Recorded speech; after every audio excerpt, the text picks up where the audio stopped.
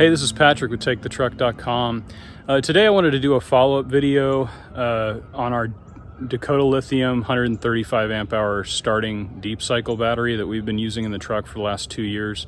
We've had a chance at this point to have really put it through its paces in a wide variety of use cases, on and off road, wide array of temperatures. So I just kind of wanted to do a follow-up. We've been super stoked on this as a power solution for our needs. It's greatly simplified our travel power setup. There are some idiosyncrasies with using a lithium battery under bonnet, and we'll kind of dive into those in this video. I've got some shots from our Victron Smart Shunt app that kind of goes over those in more detail. So anyways, I also wanted to just kind of give an overview, a little bit more detail on how we've got it wired up in our truck. I am not an automotive electrical professional by any means, so we always recommend consulting with a professional to have your electrical system checked out and have this battery installed, because there's so much variance in every automotive application, differences in alternators, wiring, that sort of thing. So I'll show you what we've got and what's been working for us, and you can take it with a grain of salt. But, and then you can check out our blog post that I'll link below the video for a little bit more detail on our setup. So let's check it out. All right, so for those of you that didn't see the other video, this is the Dakota Lithium 135 amp hour lithium ion deep cycle starting battery. Dakota markets it as a drop-in replacement for standard lead acid or AGM starting batteries. It's a group size 24, and when we first got it, that's what we did. We just pulled our lead acid out and our stock battery and dropped this in, and then sent it on a 3,000 plus mile road trip, and it worked fine, worked great. But the whole time I was trying to monitor the charge state using cheap in-dash, like plug-in 12-volt meter that's not super accurate to begin with because of the voltage drop between the battery and the outlet, and then when we'd stop, I'd hook my multimeter up, and it's just not a super accurate way to gauge the charge state of a lithium battery, because they maintain such a high voltage rate until the last like 5% of their discharge, and then it just tanks. Where with a lead acid battery, the voltage slowly drops as it discharges until it's dead. So without a device that monitors the outgoing power and incoming power, it's really hard to see that incoming before it's there. So when we got back, I invested in a 1,000 amp Victron Energy Smart Shunt that is a Bluetooth shunt that tethers to their app on the phone and gives a lot more accurate readout on the power draw of not only the vehicle running off the battery, but is also our accessories, like our Warren winch or off-road lights or the camper accessories. So that's wired off the negative side of the battery to the Smart Shunt, which is housed in this waterproof box here, and then off the other end of the Smart Shunt are all the negative connections that would normally be on the negative side of the battery. So you got to use some pretty beefy fine strand for that, and then on the positive side, it's just normal connections that you would make to your battery. But the Smart Shunt allows you to kind of geek out on your power consumption, like what's the power draw of my winch under load, or what's the starter drawing on cold start, or my vent fan in my camper. It's also good to see like if there's parasitic drain happening. So when the vehicle's shut off, is there something drawing power that you're unaware of that would eventually deplete the power in the battery over time without you knowing it. So you can see that happening in real time and troubleshoot it that way. So it's a handy tool to have. I definitely recommend it, especially if you're running a single battery setup like this. even if it's not lithium, just so you've got that data on tap. But speaking of single battery setups, you want to have a backup so you don't get stranded somewhere. We carry a NOCO lithium jumper pack. I wasn't sure what the situation was with using that with lithium batteries, so I emailed Dakota, and they said it was fine to get the truck started with one of those. So we keep that on hand, but we've never even depleted this below 70%, just because the truck keeps it topped off. And even after 3 or 4 days of camping, it only takes like an hour to recharge it back to full, or close to full anyways. The alternator on this truck is the stock 80 amp Denso with the original Japanese regulator inside. It's got a set point of 14.2 volts. Dakota recommends 14.4 volts for fully charging the battery. So the alternator in this truck, really only when it's like cold, fresh off sitting, will it charge above that 14.2 volts, or when it's really cold outside. Then it'll fully charge the battery. Otherwise, normally it's keeping it somewhere around 95 to 98% charged. And then, the voltage of the alternator's output decreases as the temperature of the alternator increases as you're driving it. So anyways, we just sometimes top off the battery using the charger that came with the battery from Dakota, just to ensure it's getting a full 100% charge, like once a month or something, or not even once every couple months. I did upgrade the ground connections in this truck. This truck's 20 years old, so those ground connections start to corrode and degrade over time. So I got some nice fine strand 2-gauge automotive cable and redid all the ground connections, cleaned them all up, and noticed a pretty immediate performance improvement in the engine, and the efficiency of the charging system improved. So highly recommend doing that. Another thing with running a single battery, lithium battery, is if you're going to do something esoteric, like you want to do trail welding, emergency trail welding using your batteries, that's not an option for these. The BMS in these batteries have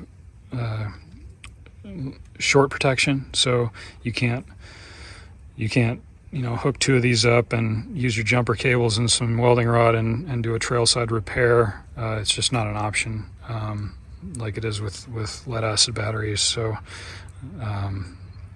it's a pretty niche use case, but something to keep in mind. You'd have to get one of those like separate alternator trail welders. Let's see, and then I don't think I talked about this in the original video, but it was in the guide, or the walkthrough on our site. This is a Balmer APM. I stumbled across these in a sailboat forum, actually. Those guys have been using lithium alternator charged lithium batteries for a lot longer than anybody in the off-road or overlanding scene. And these devices, it's essentially a TVS diode, an automotive TVS diode in there that protects against load dump.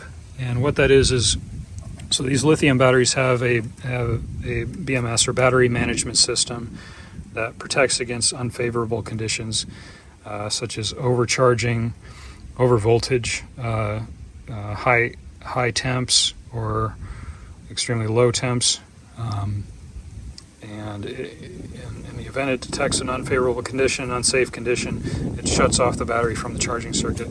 If that happens when the alternator is dumping charge into the battery, there can be a momentary lapse when the regulator is trying to adjust to that, where you'll see a voltage spike or voltage fluctuations, and the Balmer APM is supposed to help buffer against that that voltage fluctuation, and protect your charging circuit. So I thought it'd be a good idea to tie that in. It's super simple, it just connects to the alternator and good to go.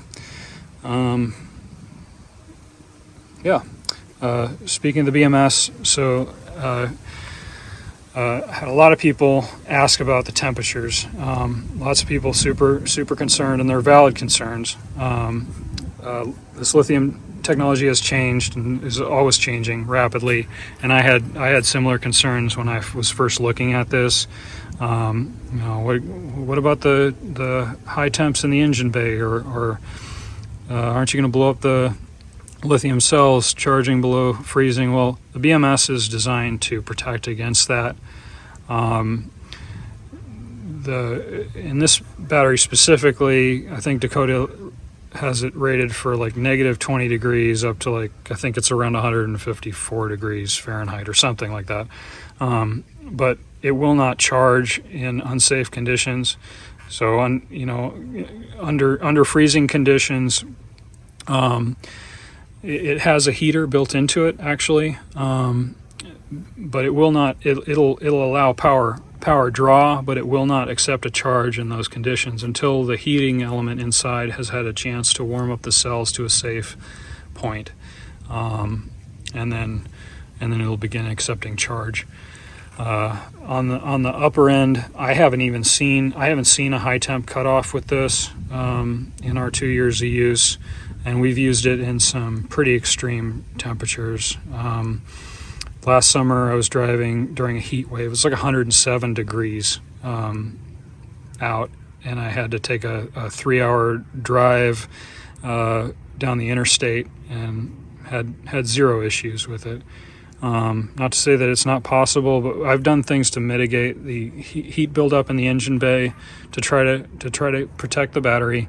I installed hood louvers to help with ventilation, but it really hasn't been an issue for us. And I've done some slow moving 4-low wheeling in the summertime, that would generate a lot of heat in here, and haven't had any issues at all. And then on the cold side, I have noticed from watching the Victron output that the BMS has some sort of safe or resting voltage for below freezing temperatures. I've noticed that the voltage reading drops to 12.6 volts, which kind of freaked me out the first time I saw it, because that's super low for a lithium battery.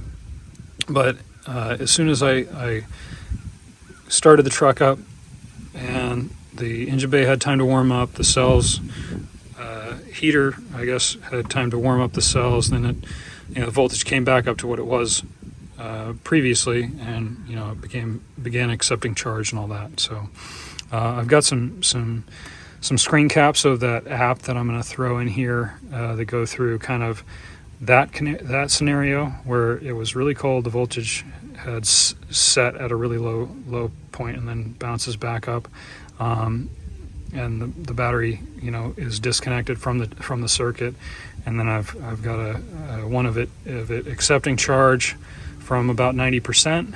You can see it drawing 60 amps or something off the alternator and getting itself up to charge, and then I've got another one where it reaches full charge and then disconnects. So you'll be able to see that too. But those are all things that I would have never even known were happening behind the scenes without that smart shunt kind of keeping an eye on stuff. So overall, 2 years in, tens of thousands of miles at this point, we're still super happy with it. It's performed very well, and at 135 amps, this thing has the same amount of capacity as basically 2 Group 31 lead acid batteries that I wouldn't even be able to shove in here. So it is and has been a total game changer as far as simplifying our kind of overlanding camping power situation. to the point where it's something we don't even think about anymore.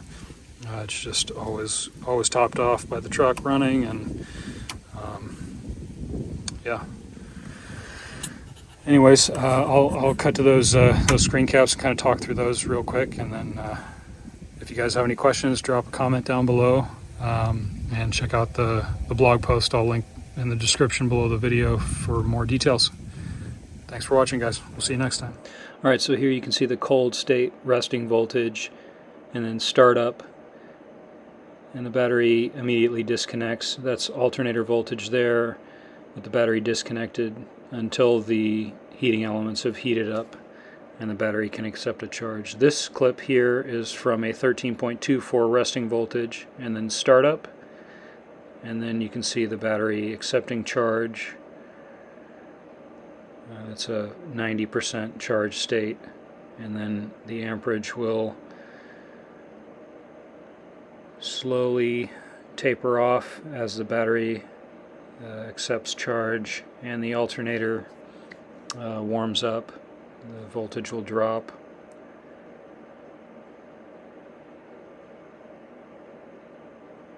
But you can see the benefits to the alternator charging is significant. That's a high amperage, high wattage input compared to solar and most DC to DC chargers. And then this next clip will show the end state where the battery is at 14.2 volts and then crosses over to fully charged, and the battery disconnects once again.